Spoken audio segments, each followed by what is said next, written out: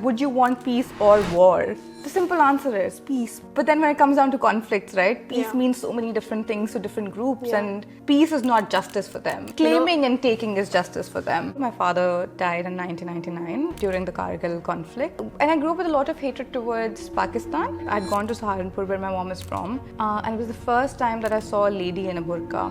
And I felt suddenly that I had suddenly been in Pakistan. I felt like the only way to do justice, I took a knife and I ran towards her.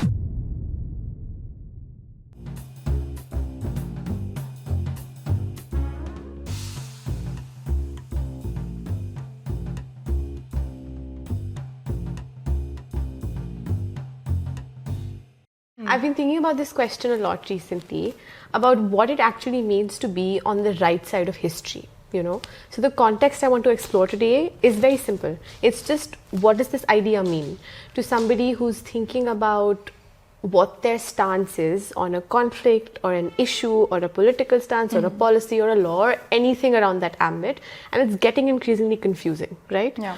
I mean, I think the moment you say the words the right side of history, it's such a heavy concept. I feel like I don't think there are a lot of people who are sitting there. I feel like it's also a bit of a vain activity, especially coming from me. But I do think it's a bit of a vain activity to approach any political conflict or political or anything that you're doing which has larger impact on society with the idea that I, as an individual, by doing this, I would be on the right side of history. Correct. Right? And I feel like often when a lot of and everyone, and the thing is, we all think we're going to be on the right side of history. I do not think the reason that these conflicts do exist, and I'm not going to name any, but the reason that these conflicts do exist, for example, wars that happen, both parties constantly feel that they are doing the right thing by their values, whether they are their religious values, whether they are their national values, whether they are their political ideologies.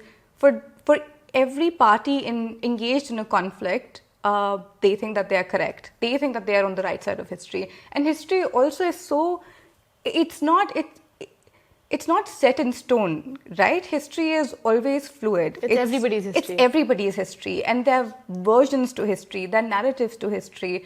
And I would give, one example is that when we read a lot of partition literature or a lot of independence literature, especially in South Asia, we as Indians, there is this idea of, we've lost, and especially because I'm from Punjab, there's this idea of, we've lost, a part of who we were. Our own personal history is the history of our community during the partition. And there is the sense of nostalgia, there is the sense of this shouldn't have happened, there is the sense of grief. History is also impacted by state narratives. Right. Because I think this nostalgia narrative had been a part of our story and my growing up in the 90s, in the 2000s, where we had a very different approach to how we viewed ourselves as a nation. But I think this country is also redefining through pop culture, through the government, through these power channels, how we view ourselves as a nation. So I do think to be on the right side of history, of whose history is the question that I'm asking. Right. Am I on the right side of history of a certain moment of how we were thinking of ourselves as a country, or am I on the right side of history of a certain moment of how we are thinking about ourselves as a nation? And there are two. Does that make sense? Stark things. They're two completely stark things. Right. And an example I would give, and I know I'm going on and on. An example please, that this is the whole point. Yeah, but an example I would give is, I remember the movies that I grew up with, and I know and I give this example because nationalism is something that I think about quite a bit, and it's also where it has been a part of my story and journey. But I grew up in a time where the movies that we watched were a Chak De India. Where one of the biggest dialogues is where Shah Rukh Khan goes to every single woman in the team, and he says and he's correcting them about where they're from. Yeah. And there are all these women from different caste class backgrounds, different religions. Yeah.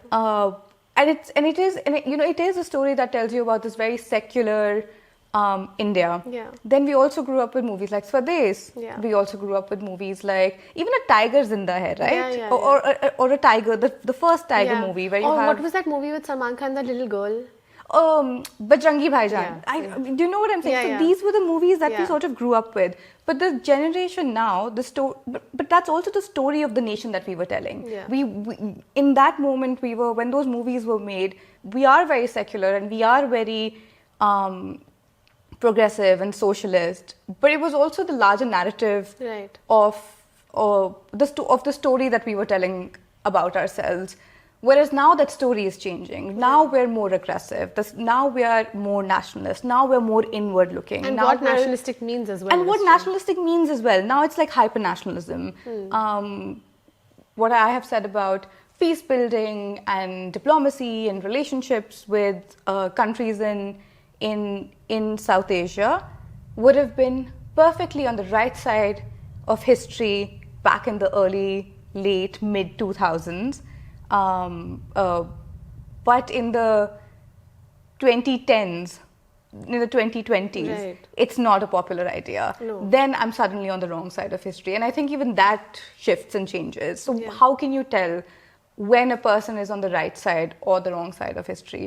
And I think, and I will also want to contradict myself because there are some instances where But it's not that difficult to tell, it's actually. so obvious, right? It's so obvious. For example, if the question was, would you want peace or war?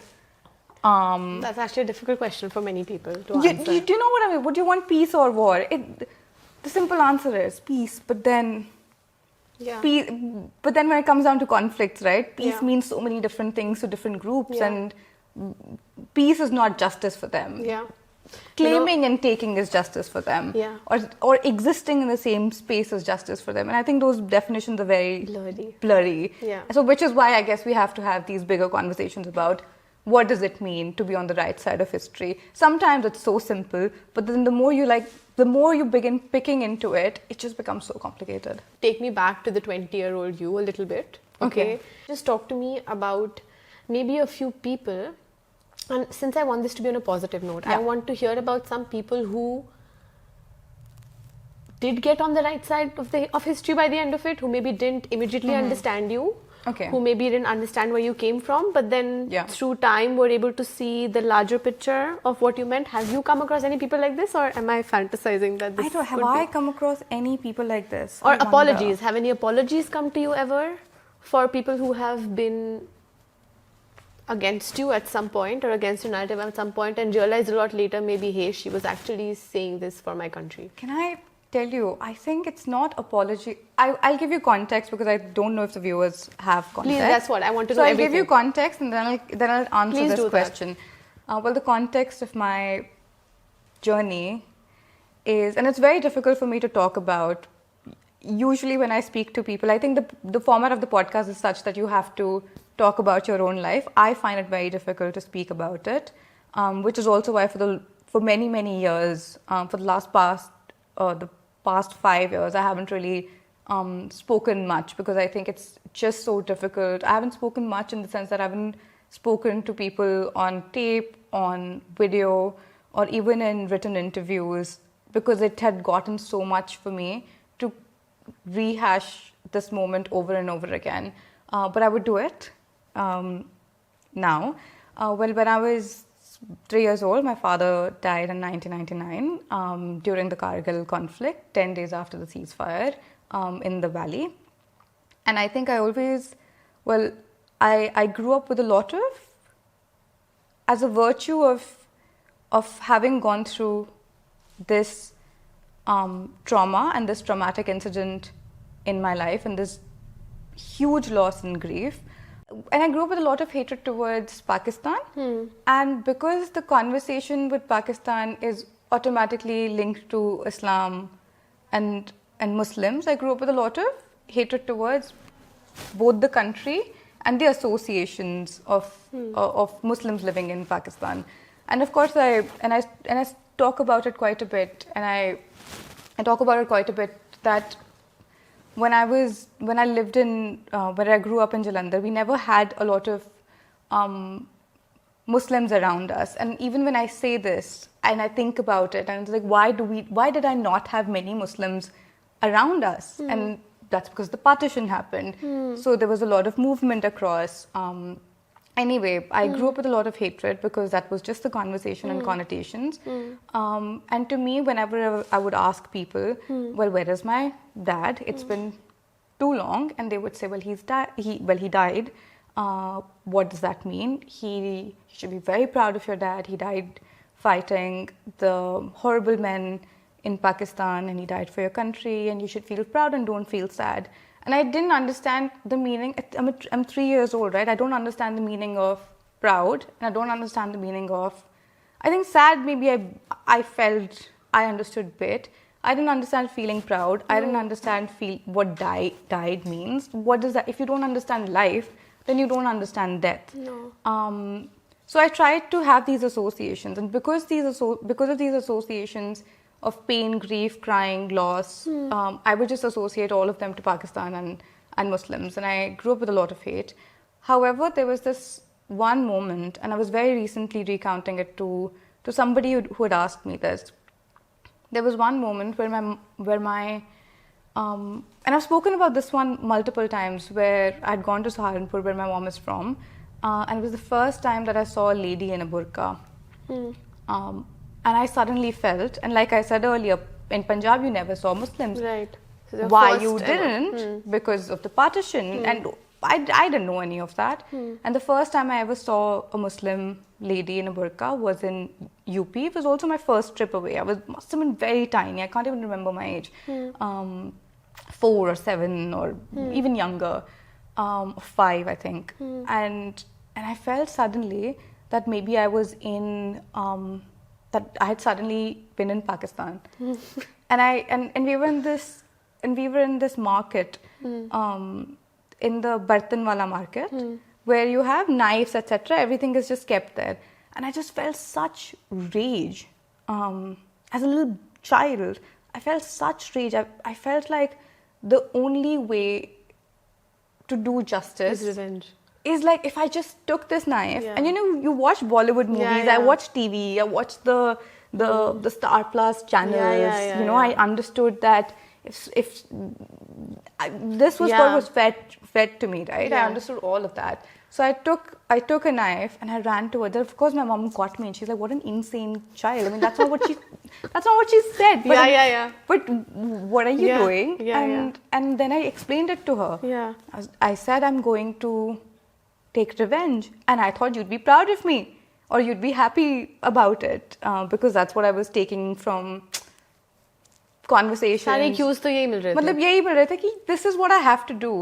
And then I think she really reworked with me from there, because she realized, and kudos to her, what a brilliant woman, right? What a brilliant woman. And I'm not saying it because she's my mom, but even when what a brilliant woman.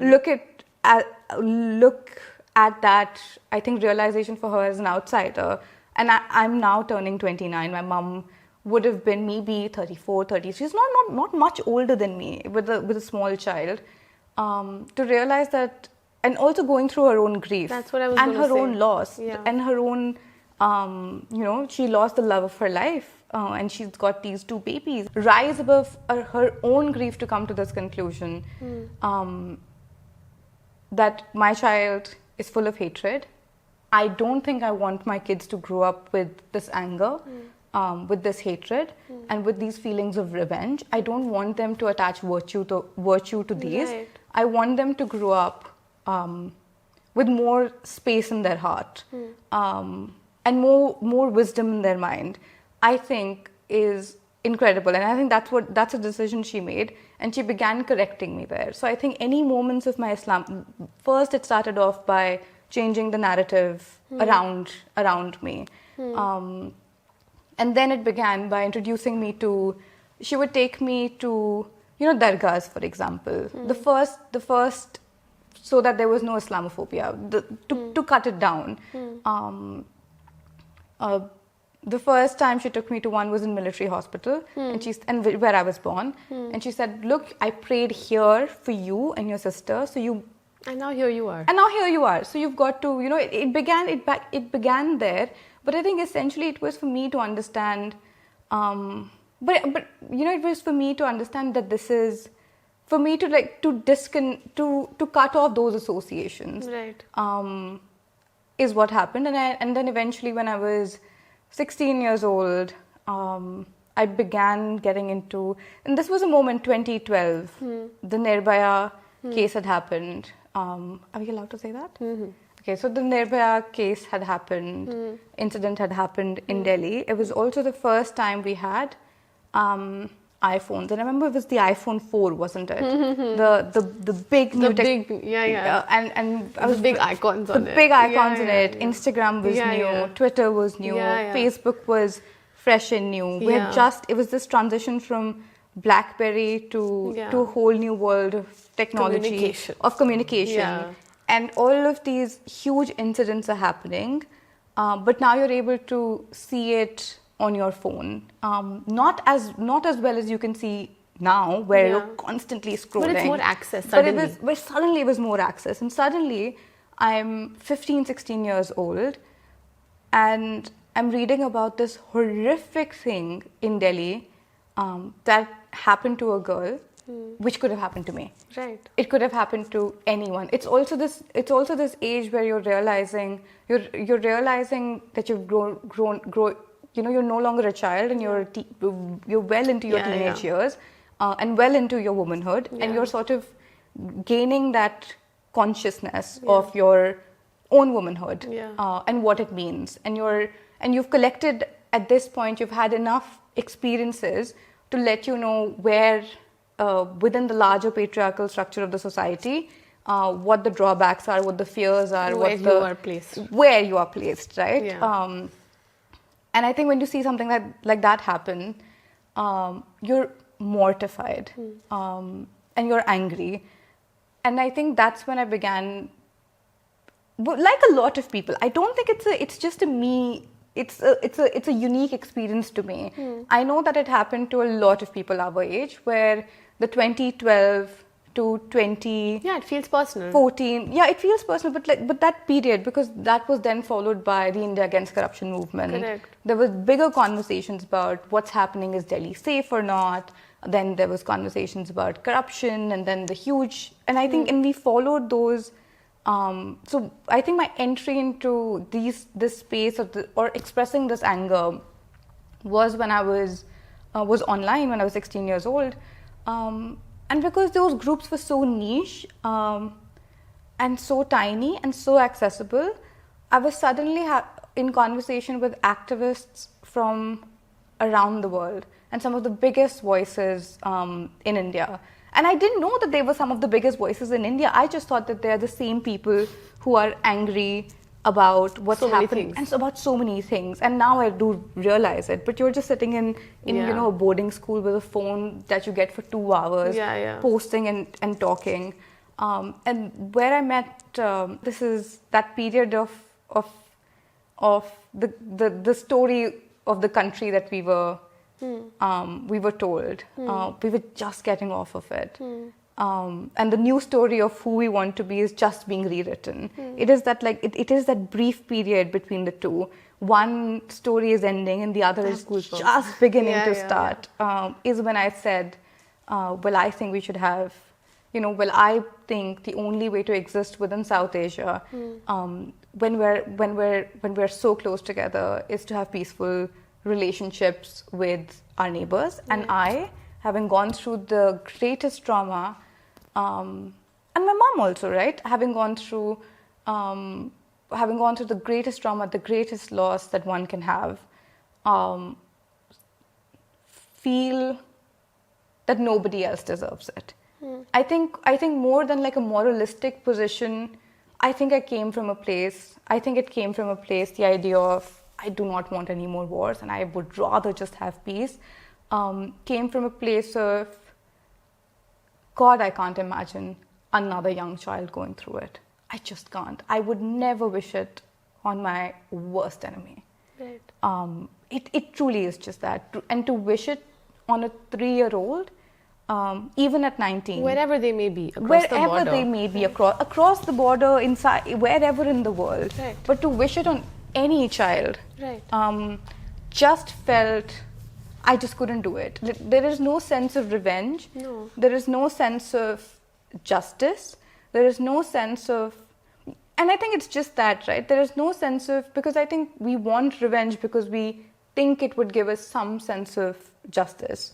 But to me, there is no sense of justice I would get by putting a 3-year-old Through all of this. through all of this, whether they are anywhere across the world or whether they are more 3-year-olds from India like me who still have to go through a life that I lived. And I remember being 19 and sitting there and sitting there and thinking, just this moment, will I be called anti-national too for the video that I just posted? Will someone call me a traitor? And that had just passed and nobody had.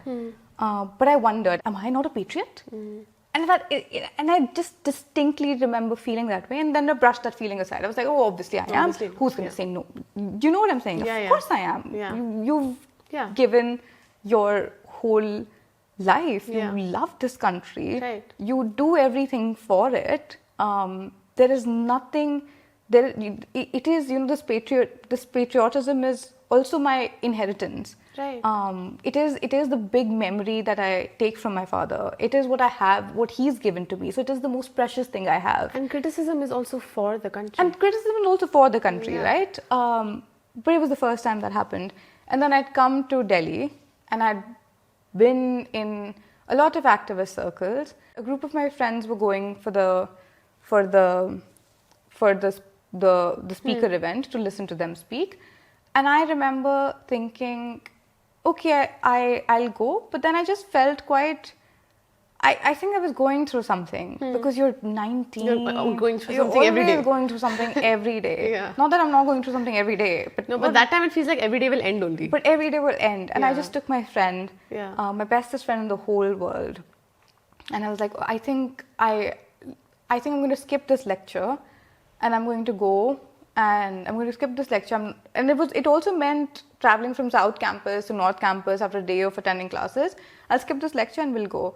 And turns out the friend group who had gone to Ramjas that day, and these are my activist friends who had gone to Ramjas that day, were beaten up. Their kurtas were torn. And these are just memories that I have because now it's also many years in the past. It's almost 9 years in the past that this happened. In this early 2017, their kurtas are torn, and these are my friends. Like, these are people that I just met, and they've been brutally assaulted. You could be beaten up in your own university. Yeah. That you would be beaten up Yeah. for being in an auditorium, Yeah. to listen to people speak, Yeah. just because somebody does not agree with them. Yeah. To me, that idea Insane. was insane. It just felt like everyone had trampled on my rights. Yeah.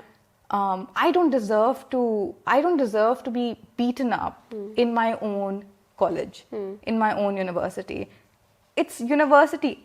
It's meant to be a space to speak, to listen, to go to class, to fall in love, to get your heart broken, Yeah. and so many beautiful, lovely firsts in life, right? Yeah.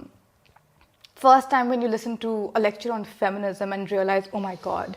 The first time you listen to something on capitalism. The first time you read Ambedkar. Or the first time you fall in love. Or the first best friend you make. The first internship. This was, to me, to think that a group of older students could turn into goons and hit me and tear my clothes off and pull my hair and leave me with bruises in the biggest university, in one of the most important universities in the world, blew my mind, and I just felt it was not correct. So I went home with Urvi, completely ridden by guilt. I spoke to some of my friends and I said, I want to do a campaign. Now we had already done. Now I've got at least a year of being involved in activism, of having conversations, and I knew how And I knew that, okay, online activism was also just rising. The thing was, I wanted to, by the time I had seen those messages on my phone, I lived in a PG. And my PG did not let girls go out after 7 p.m. Nice. So while all my friends were out because they were just beaten up and they'd gone to hospitals, I could not go out to see them. I'm going to take a piece of paper. It was on the back of my notes. Like, these are your notes. Sorry, I'm taking your notes. But these are your notes. And I took the back of my notes because it was the only plain paper I had. My handwriting's terrible. I told my best friend, whose handwriting is wonderful, well, I wrote what I wrote on the black card with a hashtag that said Students Against ABVP, because ABVP was the group responsible for for campus violence. And all I did was take a photo and post it. And I remember just even when we were taking that photo, it was so... It was a light moment. It was a light moment, but it was also just one of those things you do as young girls. I remember telling Urvi, I remember telling my best friend that I don't like my shirt in it. She gave me her t-shirt. We picked a background. I took a photo and I posted it. That's it. It was just an act of solidarity. And then I asked her to take it. Then I asked the other 5 girls in the dorm room if they would change their profile picture too, because we had done campaigns like that before. To me, it was just... That's all. That's all. And then maybe tomorrow we'll go to a protest and then I would ask people to do that so that we can have a chain of...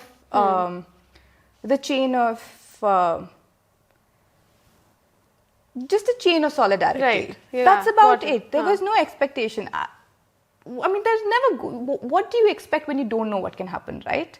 You think, okay, people will post it, then we'll Some will agree, some will not. Some will not agree. It would be just one of those acts of... We've done these things before. We've changed our profile pictures to many, many campaigns. This will be one of those. Okay. So I did that and I went to the protest where Umar Khalid was speaking. It was the first time I had seen him in person. I'd never seen him in person till then. And I again won't lie, I did not know where... I was so brainwashed by propaganda. You didn't know where you stood in. I mean, also, who am I to decide where I stand on somebody else's politics? Their politics comes from their place, right? And I feel the same way about a lot of other kinds of politics as well when I hear voices, but that's a different conversation. But I didn't know what to how to take what he was saying. Also because I do not come from a humanities background, and I just played tennis. For me, a lot of my information, the way people spoke about these 3 activists, the frameworks that people were using to defend what they are saying, I will not lie, I got them, but sometimes it became too complicated. Right. So I did not know, especially countered with the kind of easy propaganda that was coming from the other side. So digestible. It's digestible. Yeah. वो anti-national है, वो terrorist Yeah, sympathizer and है. And the other side, Marxism is this. Yeah. And Islamophobia is this. Correct. But their political position is very different from each other. Correct. But they are... So for me, Correct. Instinctively, I knew that this is correct. Yeah. But that was so digestible. Yeah. So I won't lie, I felt a bit not confused, but I stood there and I watched him. I watched him speak. And I was... I won't say mesmerized, but I would... but I think deeply moved as a citizen. I think I felt deeply moved as a citizen. I felt deeply heard as a student, and that's it. And while he's speaking, after he spoke, he left, and I was giving that placard to people at the protest and saying, "Please do take a photo and post it. Please take a photo and post it." And some people took a photo and posted it. Some people did say, "Arey yaar, फालतू है, इससे क्या होगा?" And I said, I don't know क्या होगा. I don't know. I just want to do it. Yeah. And then we went back home, and then I have no memories. I don't know. and then I have no memories. And I think at some point, because this is the last, I think this is the last memory that I can narrativize, and this is where that story ends. And after that evening, they say your life doesn't change overnight, but I think my life changed overnight.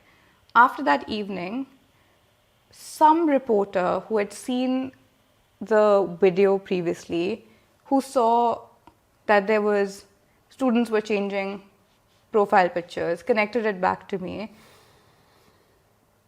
said, okay, well, yeah, reached out and said, did you start the campaign Students Against APVP? I said, well, the profile picture, the hashtag, I created it and I posted it, yes. Wow. So it comes as a shock to me also, because I don't sit and think about it so much. And I think I'm 29 now, I was 19, 20 then. So it's a decade I think has passed. Of course. But he spoke to me and I said, yes. And the next thing I know that somebody else had connected those two things together. And that question that I asked myself when the GNU protests were erupting earlier in 2016, now we're in Feb 2017, that question of where would they place me? Like, where do I seem, am I a nationalist or not? Because suddenly that old video that passed perfectly in that with the audience who was not yet given the language of the newer Indian story that we're telling, which passed with that audience that still believed in a secular, beautiful, warm, melting pot of ideas and cultures and religions India, which had passed with them, which was loved by them. Suddenly, I was very anti-national. And they say your life doesn't change overnight, but it did. And the next day it changed for the worse. I think it feels, so many great things have happened, but in the first 6, 7, 8 months of it changed for the worse.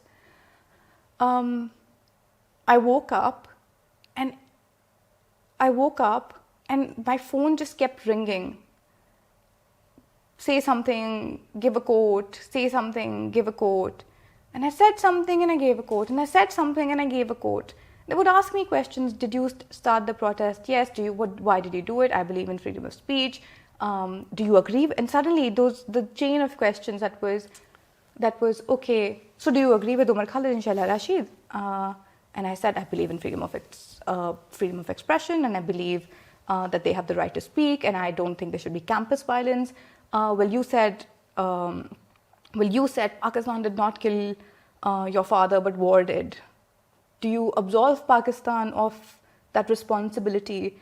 And I said, where did campus violence go to this? And they are not the same, but they're not the same. Yeah, of course not. No. Campaigns, right? And I said, well, I don't absolve anyone of anyone's responsibility, but I also do not think wars are great. Yeah. I don't think that's such a radical idea. There's a difference between somebody saying good job Pakistan and saying please don't fight wars. Just no other child deserves it. Yeah. Truly, like no other child should have to go through the loss of a parent. Just not. So I don't understand. And at that point, that chain of questions just kept happening. And the more it happened, the more alarmed I think because these such choppy memories. I think your mind just protects you from things, and I think that's what happens to me. By sort of blanking out those memories. But I just have this. I just remember this feeling of, I have to speak up because they will completely ruin my life. And they will call me anti-national and they'll call me a gaddar, which is the worst thing one can ever call anyone. They're all the terrible things, but this is the worst thing anyone could call, well, also me, because the country and the patriotism and my inheritance of that patriotism and that love is so deeply personal to me. I love it so much. It is also, it's not just personal to me, but it's also part of my identity. It is who I am in this world. I will always be. No one's going to take it away from me. It is my experience of having grown up in this country, the way I grew up with this country. And suddenly, everyone is calling me the worst thing they could call me. And I want to defend myself against it. So I'm talking and I'm speaking to people.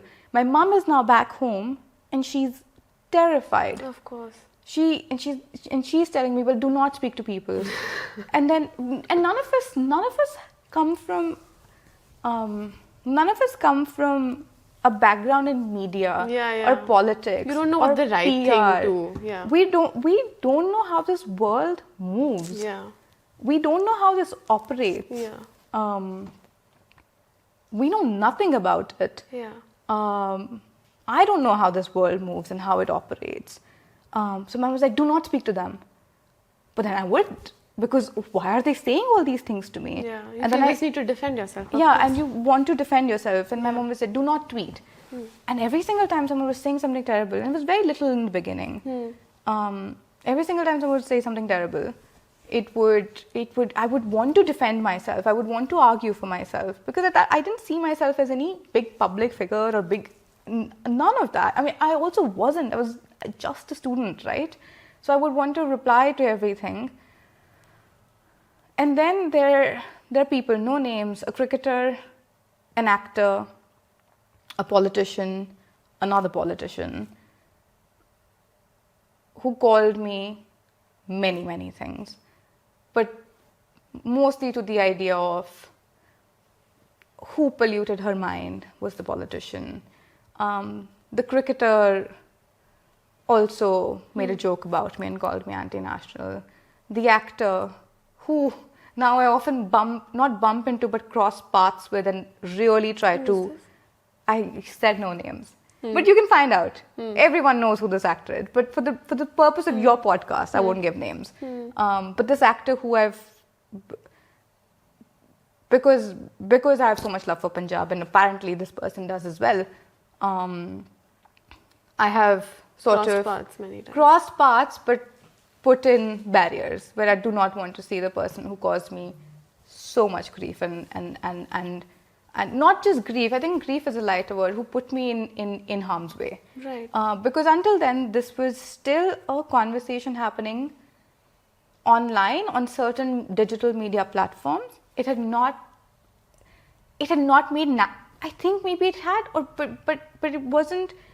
But like this kind of blew it up, but right? this blew it up because you suddenly had these huge figures who have such big power in the society, who picked a side. Yeah. And again, remember, this is a moment where people are just now picking sides. Who've picked a side, and they've picked a side that says, well, a 19-year-old college student,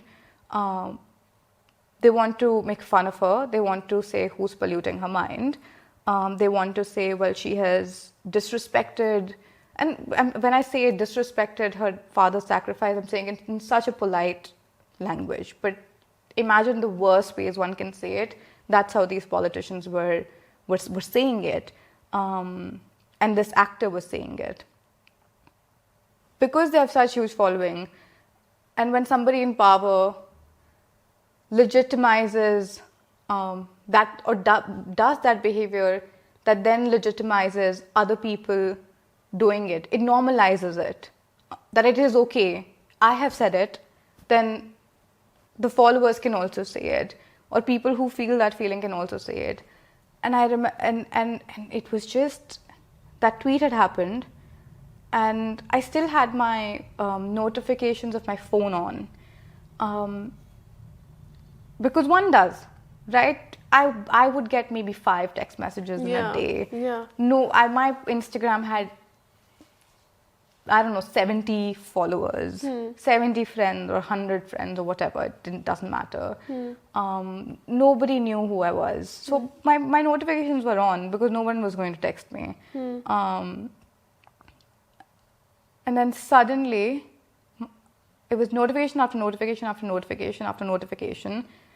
It just kept going so much that I was locked out of my phone, and we didn't have Face ID or fingerprint. We had to type in our password. But to type in your password, you had to swipe up. But the notification would keep coming, so I couldn't swipe up. And I was locked out of my phone till I could just like find a moment, like just a second's break where the notification wasn't there, to sign into my phone and see what happened. And then I saw that, well, this has sent this barrage of trolling and hatred to me, and this whole time I'm in Delhi in my PG. I do not have security. I do not have. Of course, I don't have security. Who has security? Do you know what I'm saying? Yeah. I mean, who has security? I'm in my PG. Yeah. My PG landlord, bless her heart, she's such a lovely lady. She's now getting calls from the students in my building saying, this girl is getting threats, we're watching it on news, are you going to keep her or are you going to kick her out? Because she has threats of death, So it's unsafe of for violence, us? so it's unsafe for our daughters. Wow. Because so is she going to go? Are you going to keep her or not? But again, bless her heart. What a wonderful family. What a lovely lady. Of course, we're very strict and very many rules and 7 p.m. curfews and all of those things, which as a feminist I will never agree with. But bless her heart, she just said, well, you be here, I'll take care of you. Nothing is going to happen to you. And if you need something, you take my car and go. And she said, there's a back gate. You can cross through this kitchen and use that gate to go to your college. And if you need this bhaiya and this bhaiya and this bhaiya will drop you. And then she did that. But at that point, this was what was happening. And the next day, my entire lane was filled with just media people. I could not go to class. I tried to go to class, and my professors kept asking me, "Are you okay?" And I said, "I am okay. Like, I didn't think you were going to come to class today." And I said, "Where else would I to go?" do though? Yeah. And they were very polite. My professors Yeah, of are course. lovely. You know, my professors are truly some of the most incredible women in the world. My professors are truly lovely. But they asked me, they're like, where would you, they did ask me, go to class, what are you doing in class? And I said, I just don't know what to do. And I have to cross through this barrage of media to go to my class. And after that, I couldn't come out. I switched outfits, switched clothes with my best friend who had brought a whole new set of clothes, and then tried to sneak out and get to my PG, and people by then knew what my PG looked like and the address, and it was all over across India on the news channels, which is why I completely get why parents of my peers and my friends were worried about their child's safety. But it was a very ridiculous period, and I just remember, I don't know if I felt fear, I just have no memory. Like, these are just such patchy memories when you ask me, and I can narrate with such lack of emotion, because I feel none. Because in that moment, by then, I'd completely numbed out. I did not feel fear. I did not feel pain. I did not feel happy, sad. I just completely Numb.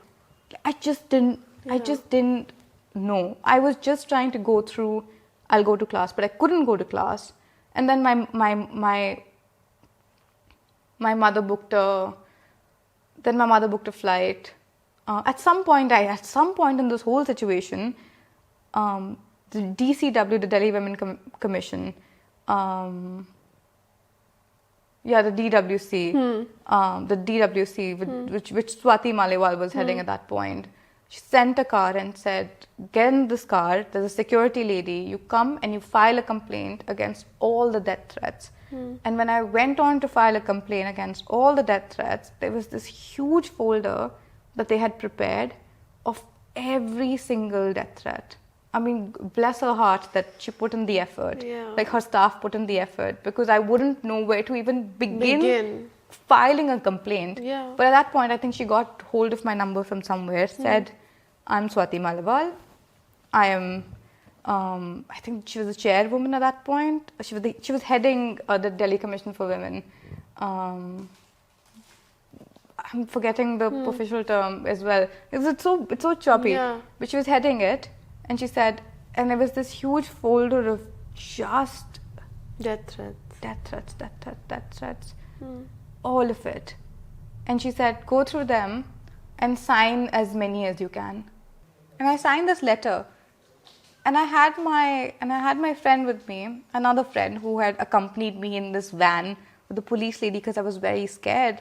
She said, okay, I'll come with you. And she bunked her class to come with me. So it was just two of us, 19 and 18 respectively, with nobody else. And this lovely, very sweet, huge police auntie who was now taking care of us and said, yahan jao.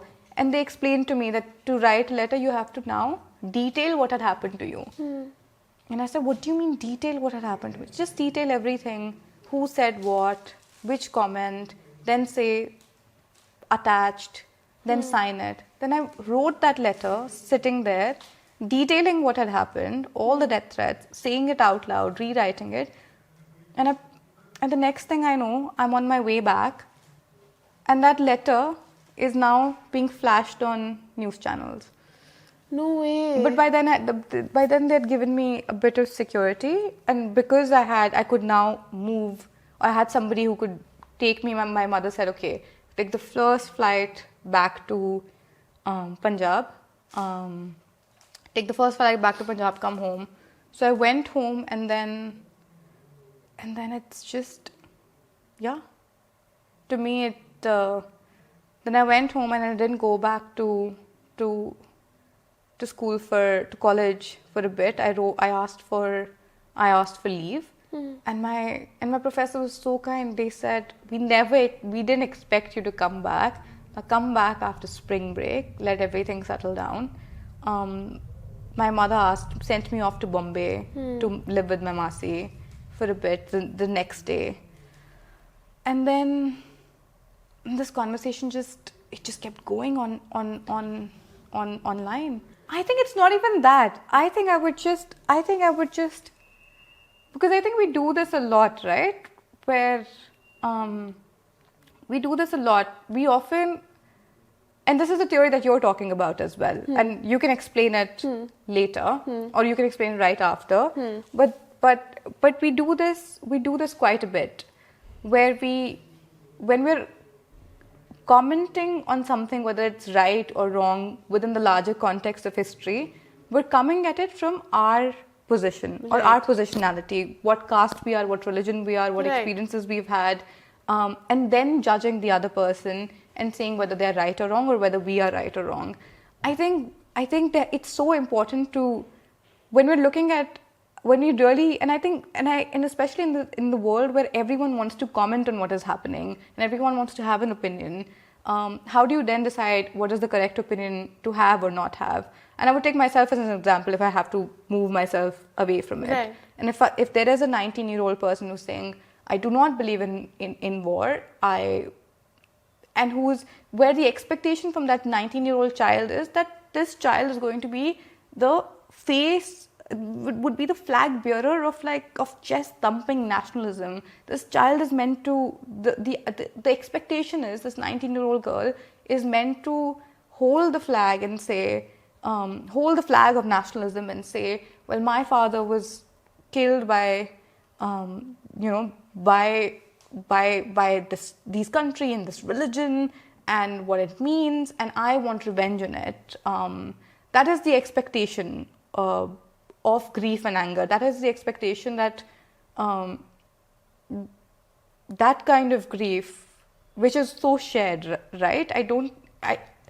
It's private, but it's also shared. It is also national grief. Will come with this sense of revenge and anger. When that person is not agreeing to this larger narrative, I mean, I say the word narrative, but this larger expectation of how their grief is meant to manifest, then do I, as a person who has this expectation from this 19-year-old, then what is my opinion of them? I think in that moment, what I would say is I would just step away from my position. I would just want to, it's not even step into their shoes, but I would just want to say, and this is for any conflict ever in the world, I would just want to have the veil of ignorance. Exactly. Right? I would like to have the veil of ignorance. I don't know who I am, but in a completely just world, where whatever the other person is going through, I could be that person. Then what does that just world look like? Then what would my opinion be? Then how do I define that just world? And based on that definition of just, where I could be the person on the other side who's being trolled and humiliated and given like rape and death threats for wanting peace. And if I am that person, would I want that for myself? Right. Right? Yeah. It's just that. And this is exactly the way I wanted to connect this question is when you ask what it means to be on the right side of history, somebody will not immediately have an answer to that because to them politics is personal. Yeah. Everything is always personal. But I'm going to link this theory for you guys to read a little bit about. It's called The Veil of Ignorance, and it's by this political philosopher, John Rawls, who said this really beautiful thing where if you're making a choice, a law, a policy for society, think of it not knowing your caste, your creed, your gender, your color, or anything. You don't know who you are. Then what's the fair choice? And while he said this in the context of making a law, I think this fits in when we're observing something, when we're looking at history, when we're looking at something happening without us naming conflict, naming positions, naming issues, whether it's for women or for religion or for anything. I think it's for anybody who's watching, if you're able to tie these two ideas together and ask yourself then again, what side am I on? I think instead the question can also be, okay, if I didn't know about these two sides and I didn't know who I was, then what? Right? I think that's something that people can think about. Do you think this would have helped you if people thought like this more often? I think so. I think so because I think it also sort of of course it's a theory and it's political and it's very scientific in nature and you can apply it, but it also demands a certain kind of empathy, instinctive empathy. Because one does feel for themselves. If they don't feel for other people, you do feel for yourself. Right. That's the gap. You do think you deserve the best in the world. You do think that nothing wrong should happen to you. That you deserve a just world. It is just that when you attach identities or backgrounds or personal histories to that idea, the definition of just changes. Exactly. But suddenly if you take away identities where you could be anyone behind this veil of ignorance, then what decision would you make? Well, then that is the bigger choice. I wish people did that. I really wish people did that. I don't, while having said that, there were lots of people who did support me. And I feel like while I have named some people even in this conversation, I've named some people who were horrible to me. The truth is, I do not remember their names. Beautiful. I do not remember those trolls. I remember the gist of what they've said. But the people who did come out and who gave me love, who agreed with me, I know all of them. And I know, and I've spoken about their names, and I've mentioned those incidents more. And I think so many years later, that's just what stays with me. The hate actually in that moment felt so humongous. But it's always short. But in hindsight, yeah, I just remember the love so much. And all of those women and all of those journalists and all of those politicians and all of those professors and all of my friends, I hold so dear to me. Even today, 10 years later, even like 10 years later, I do not know any of my haters. I just know, and the reason why I know the cricketer, the politician, and the actor is because it's reported in the media so much that it's now become a part of my own narrative. Right. And it's because of one of the first things that happened. I do not know the haters. I know some very specific 5 ones, but I know and love all the people who stood by me. And I think now that I'm in a position where this experience has led me to be in a position where of some kind of influence and some kind of ability to change, but some kind of ability to change. Yeah. I try as much as I can to extend it to other people who are probably going through the same. I love that, and I hope that this is the message that people take away from this. I hope so too. Thank you so much for talking to me today. No, thank you so much for having me.